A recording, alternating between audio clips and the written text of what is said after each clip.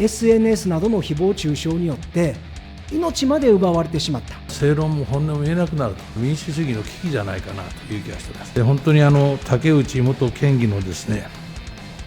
ご逝去につきましては、謹んで哀悼の意を表します。いまだに斉藤元彦が知事に居座る兵庫県百条委員会で知事を追及してきた元県会議員が誹謗中傷や嫌がらせを苦に実施するという悲惨な事件が起きました。国会で SNS の誹謗中傷対策の答弁を求められた村上総務大臣、同じ政治家としての思いがあふれ、思わず声を詰まらせます。ぜひ最後までご覧ください。日本共産党の辰巳幸太郎でございます。今日は公益通報、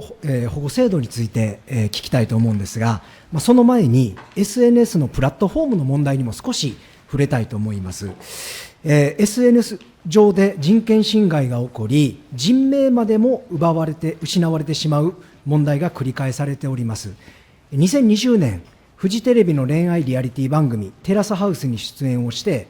5月に実施をしたプロレスラーの木村花さん、当時は22歳だったんですが、に対する中傷がウェブ上で繰り返されておりました。花さんが亡くなった後でも、被害者に非があるなどの非難の声がやみませんでした。今年1月の18日、兵庫県の斉藤元彦知事のパワハラ疑惑に関して、兵庫県県議会が設置をした百条委員会のメンバーで県議であった竹内秀明さんが亡くなりました。竹内さんは百条委員会で斉藤知事の疑惑を追及する中で SNS 上の誹謗中傷を受けてきました。竹内さんは昨年ですね、知事選挙が終わった直後に11月18日に県議を辞職をしております。でその理由は言葉の暴力、ネットの暴力が拡散したため、家族が重い精神的負担を抱えていた、家族を守るためと報じられております。竹内さんに対しては、この百条委員会の追及をめぐって、疑惑をでっち上げ、知事を陥れた、クーデターを計画をした黒幕といった根拠のないデマや誹謗中傷が繰り返されました。議員の辞職後も攻撃は続いて、東京大学の鳥海教授によりますと、昨年の12月以降では、この批判の投稿が擁護の8倍超になっていたということであります。また、竹内県議が亡くなる直前は、同じ人とは思えないほど憔悴していた、顔が見えない集団リンチのような状況にとても怯えていた、信頼している人からも、ネットでのことは本当ですかと責められて一番つらかった、こうしたことがまかり通る社会に絶望するなどと言っていたと報じられております。大臣に聞きますけれども、地方議会の地方県議ですよね。こういう SNS などの誹謗中傷によって命まで奪われてしまった、こういうことは絶対にあってはならないと思いますけれども、いかがですか。村上総務大臣。辰巳委員の質問にお答えします。本当に私自身もですね、今回の事件は本当に痛ましい事件だと思っております。で特に我々政治やってるもんからするとですね、ああいうことが起こればですね、なかなか正論も本音も言えなくなると、非常に私は民主主義の危機じゃないかなという気がしております。で本当に竹内元県議のですね、ご逝去につきましては、謹んで哀悼の意を表します。インターネット上の誹謗中傷等の違法有害情報の流通は依然深刻な状況でありまして、被害者の皆様からは、投稿の削除が関する相談が多く寄せられております。こうした課題に対応するため、昨年成立した情報流通プラットフォーム対処法は、大規模なプラットフォーム事業者に対し、誹謗中傷等の権利侵害情報の削除申請について、一定期間内の応答義務を課す等の対応の迅速化を求める内容となっております。表現の自由のもと、主張は自由に行われるべきでありますけれども、その主張の是非にかかわらず、人を傷つけるような誹謗中傷は絶対に許されないと考えております。総務省では、情報流通プラットフォームの対処法の早期施行に向けて、省令等の準備を取り組むほか、引き続きインターネット上の誹謗中傷等の違法、有害情報対策にしっかり取り組んでいきたいと、そのように考えております。辰巳君。はい、大臣からは、ものが言えなくなってしまうと民主主義の危機になるという答弁もありました。で今、大臣、少し触れていただいたんですけれどもね、この私、プラットフォームの問題で、今、やはりその最も責められるべきは、デマやフェイクを発信をして、誹謗中傷をした当人だと思います。ただ、それがこの SNS 上ですね、プラットフォーム上に放置をされること、あるいはそれが拡散をされることで、そのデマやフェイクを信じ込む人が出てくると。で私はですね、今法改正という話もありましたけれども、やっぱりこのデマやフェイクに対して、実効性のある対応をプラットフォームに対して求めていくべきじゃないかというふうに思うんですけど、いかがですか。村上総務大臣。委員おっしゃる通りで、SNS のインターネットの偽誤情報は、短時間で広範に流通、拡散し、国民生活と社会経済活動に重大な影響を及ぼしうる深刻な課題であると、そういうふうに考えております。先ほど申し上げた情報流通のプラットフォーム対処法は、大規模なプラットフォーム事業者に対し、インターネット上の偽誤情報を含む権利侵害情報の削除、対応の迅速化などを求めるものであります。これにより、ネット上の偽誤情報対策として、一定の効果が期待できることから、早期施行に向けて準備を進めてまいりたいと考えております。これに加えて、幅広い利用者のリテラシーの向上に関しては、総務省において、本年1月にプラットフォーム事業者を含む官民の幅広い関係者により取り組みを推進するため、新たな官民連携プロジェクトを立ち上げました。総務省では、インターネット上の偽誤情報について、引き続き国際的な動向も踏まえつつ、表現の自由に十分配慮しながら、総合的な対応を積極的にやっていきたいと、そういうふうに考えております。辰巳君。はい、積極的に対応をということなんですけれども、やはり課題はそこに実効性があるのかということだと思うんですよね。今日は時間がないので踏み込みませんけれども、やはり今の SNS の問題、アテンションエコノミー、そういわゆる関心を集めるために、さまざまな偽誤情報というのが、あえて流されてしまう、そっちの方が拡散力があるとも言われてますので、そういうアテンションエコノミーに基づいた、例えばフィルターバブル、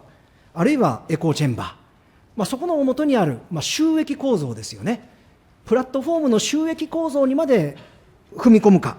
どう迫っていくのか、ここの課題っていうのも非常に大きいんじゃないかというふうに思います。これは次の質問でやりたいと思います。で今日はですね、まさにこの公益通報制度について改めて聞きたいと思うんですね。でこの兵庫県では昨年来、知事によるパワハラ等を告発をした、職員の対応をめぐって不適切な取り扱いがされたのではないかということで、百条委員会が設置をされ議論をされてきました。でこれ兵庫県政の問題にはなるんですが、これはもちろん国が定めたこの法令が適切に執行されているのかという問題でもあるので、今日は立ち入って質疑をしたいと思います。後に亡くなった元西播磨県民局長が昨年3月12日に斉藤知事のパワハラなどを告発する文書を報道機関に送付をいたしました。知事は3月20日にその告発文を把握し、告発者は元県民局長ということを、把握をしたわけですけれども、3月27日にはこの文書について嘘800、公務員失格と告発者を批判をして、4月4日に元県民局長は改めて県の公益通報制度を利用して通報を行いました。兵庫県は5月、核心部分が事実ではない、誹謗中傷性が高いなどとして、この元県民局長を停職3ヶ月の懲戒処分に処しました。その後、内容の一部に事実があるということが判明をして、権限の強い百条委員会が開かれて調査が始まりました。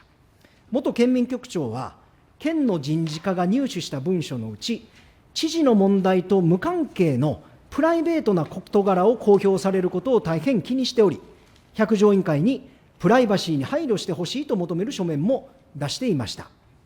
しかし、元県民局長は、百条委員会での証言を前にして、意思を持って抗議するとのメッセージを残して実施されました。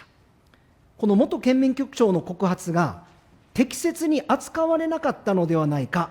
これ議論が繰り返されてきました。私も元県民局長の告発が公益通報として正しく扱われていれば、このような事態にならなかったのではないかという思いを抱かざるを得ません。今日はこの制度について消費者庁に来てもらっています。そもそもこの公益通報制度というのは何のために作られたのか、まずここから説明いただけますか。消費者庁藤本政策立案総括審議官。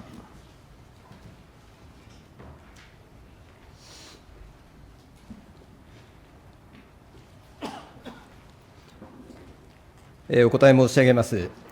公益通報者保護法は、公益通報をした労働者等の保護を図るとともに、事業者による国民の生命、身体、財産、その他の利益の保護に関わる法令の遵守を図ることを目的として策定されております。こうした目的のもと、労働者等がどこへどのような内容の通報を行えば、通報したことを理由とする解雇、その他不利益な取り扱いから保護されるのかという保護の要件、あるいは公益通報に関して事業者、行政機関が講ずべき措置などを定めております。制度の実効性が確保されることで、事業者の自浄作用の発揮や、不正の早期発見と是正につながると考えております。辰巳君。そもそもこの公益通報者保護法はですね、当初、食品偽装表示や車のリコール学士などの企業の不祥事がきっかけになって2006年に施行しました。で当初は脱税とか補助金不正受給とか、違法政治献金とか談合とかはですね、これ保護の対象には外されていた問題などもあったんですが、それは法改正で改善はされてきました。でそこで大臣に聞くんですけれども、やはりですね、地方行政が健全に運営されるためにも、この公益通報制度が適切に運用されることが重要だと思うんですけれども、いかがですか。村上総務大臣。この公益通報者保護制度は、我が総務省の所管ではありませんけれども、消費者庁が自治体向けに作成しているガイドラインにあるように、この制度の適切な運用が自治体の法令遵守の確保や住民からの信頼確保等に資すると承知しております。こうしたことから自治体において、公益通報者保護制度が適切に運用されることが必要であると、そのように考えております。辰巳君。この制度の趣旨はですね、内部の不正を当制度によって正しくしていくということになって、一番の肝は通報者が守られることなんですよね。で通報しても報復的な人事や処分が行われてしまえば誰も通報しなくなるわけであります。兵庫県の知事は、報道機関へ告発文書が出された後、知事は誰が出したか徹底的に調べてくれと指示をして、5月に当該職員を停職処分にしました。今でも誹謗中傷性が高い文章で、公益通報に該当するとは思っていないとしております。職員の通報が公益通報に当たるかどうかが、まさに争点となっているわけです。消費者庁に聞きます。まず公益通報というのは、内部通報1号通報、外部通報先として行政機関等に対しての通報、これ2号通報、報道機関や組合など、その他事業者外部への通報、これ3号通報があります。いずれの通報者に対しても、公益通報保護法に基づく保護の対象となるという認識でいいですね。消費者庁藤本総括審議官。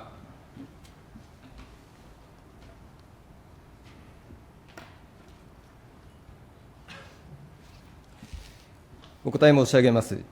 公益通報者保護法では、1号通報、2号通報、3号通報を行った者が、通報先に応じた保護要件を満たす場合には、保護の対象になると考えております。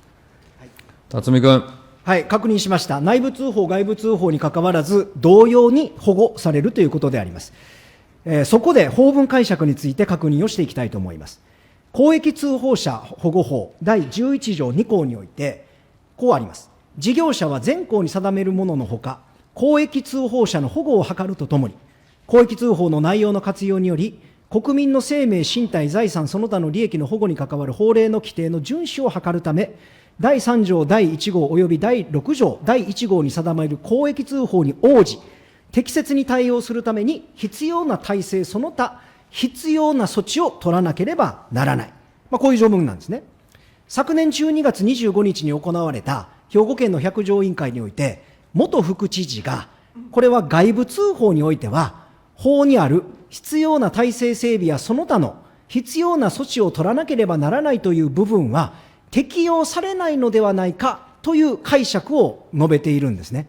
消費者庁、そういう解釈、理解でよろしいんですか。消費者庁、藤本総括審議官。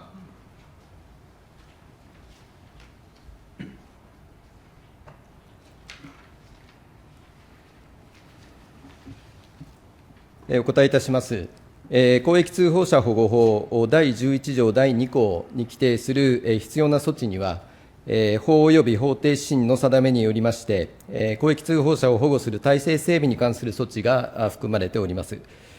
ここでいう公益通報者には、事業者内部に公益通報をしたもの、1号通報ですね、のほか、行政機関に公益通報したもの、2号通報、報道機関等に公益通報したもの、3号通報、こうした公益通報をしたものも含まれると認識をしております。辰巳君。はい、つまり県の認識が間違っていると、第3号通報者であっても、公益通報者の保護をするための必要な措置、これはちゃんと取らなければならないということであります。兵庫県知事はですね、告発者からの噂話を集めて作成、配布された文書だということや、あるいは真実であることを裏付ける証拠、そして関係者による信用性の高い供述などは存在しないとして、こうした状況から信じるに足りる相当の理由が存在したというのは認められず、法律上保護される外部通報に当たらないと判断をしたと記者会見でも述べております。そこで確認しますけれども、外部通報を行った場合、今回の場合でいうと報道機関ですね、通報した場合、通報者は必ず証拠を示さなければならないんでしょうか。消費者庁、藤本総括審議官。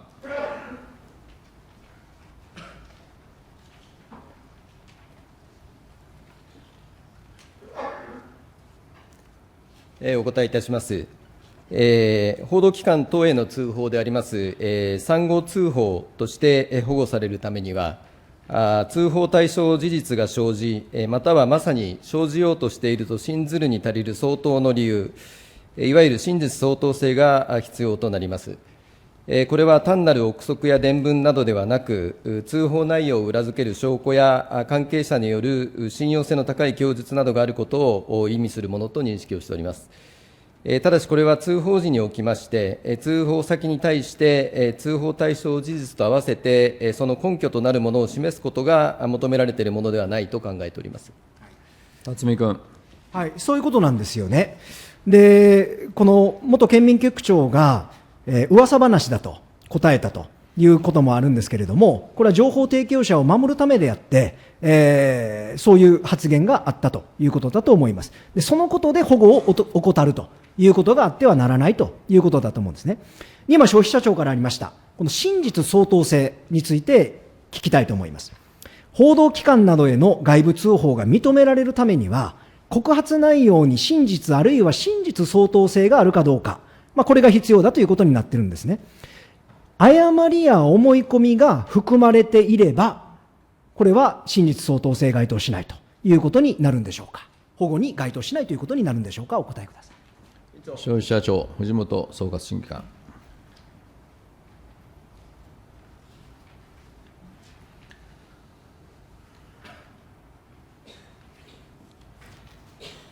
お答えいたします。個別の通報が公益通報に該当し、保護要件を充足するかどうかにつきましては、民事裁判の中で判断されるものでありまして、一概にお答えすることは難しいと考えております。なお、複数の事実を含む一つの通報において、すべての内容に真実相当性があるか明らかにされないが、主要な事実については、真実と信じるについて相当の理由があったなどとして、通報者が保護された裁判例はあると承知をしております。あくまで総合的な判断となりますけれども、一般論として申し上げれば、通報内容の一部に思い込みや誤りがあった場合にあっても、直ちに公益通報として認められないものではないと考えております。辰巳君。多少の誤り、あるいは思い込みがあったとしても、そう信じるに足る相当の理由があれば、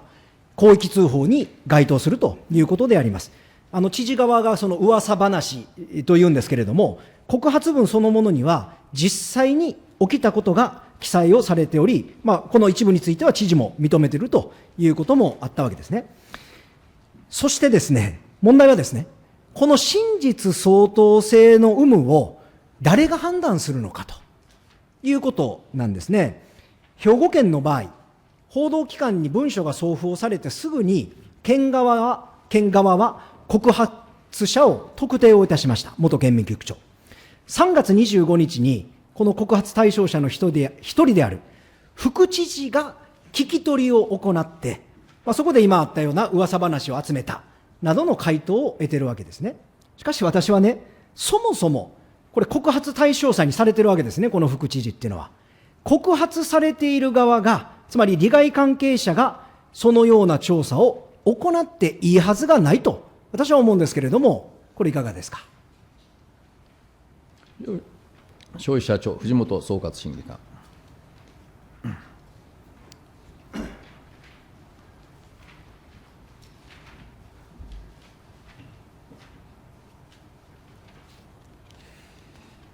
お答え申し上げます。公益通報者保護法では、通報者を保護するということが法の目的になっております。で、実際にその公益通報に当たるか当たらないか、あるいは公益通報を行った後に不利益な取り扱いを受けたという場合には、最後、裁判で争っていただくということになろうかと考えております。そこで裁判では状況を見て総合的に判断されるものというふうに考えております。辰巳君。ちょっと今、質問の趣旨をきちんと受け止めていただいてないと思うんですけれども、改めてもう一回、利害関係者が調査をしていいのかと、つまり告発をされた側が、当人が、これが真実かどうかという調査、これしていいのかということについて、もう一回お答えいただけますか。藤本総括審議官。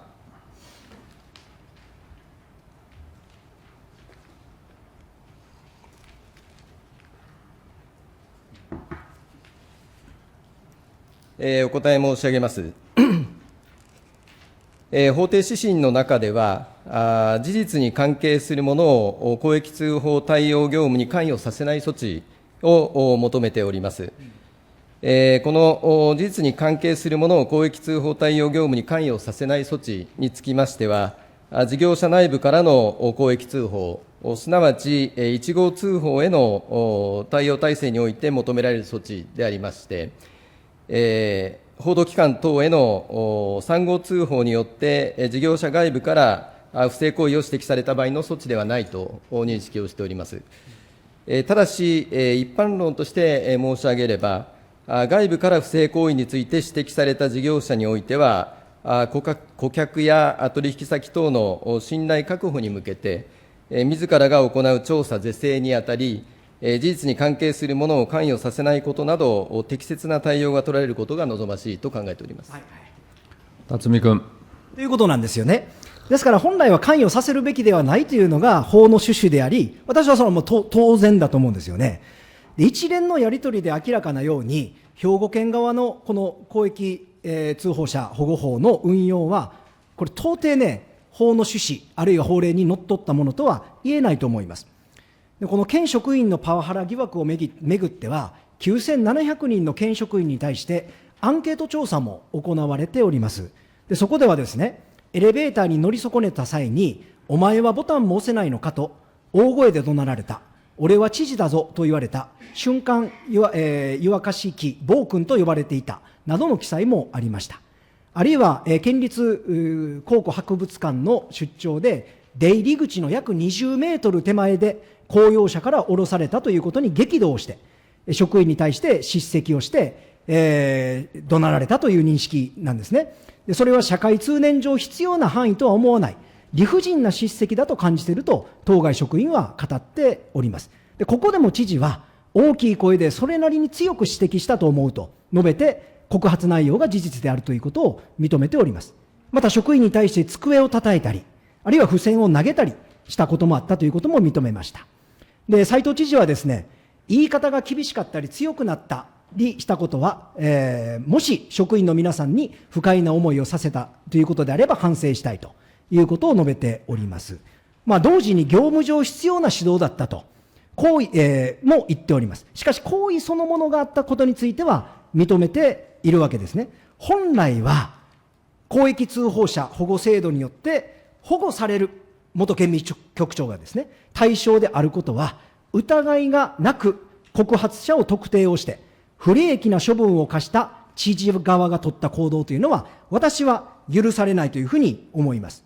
最後大臣に聞くんですけれどもね、大臣今一連の兵庫県の対応、もちろん地方と国との関係ですからなかなか踏み込むことは難しいかもしれませんけれども、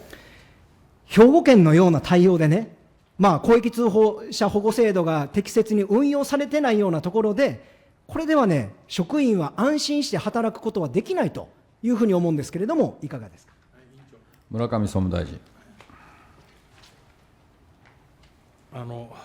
公益通報者保護制度については、その自治体における運用を含め、消費者庁が所管していることでありますので、お答えすることは、ある程度差し控えさせていただきたいと思います。ただ、その上で一般論と申し上げれば、公益通報者の保護制度が適切に運用されることは必要であると考えております。ただ、最後に個人的見解を言わせていただきますとね、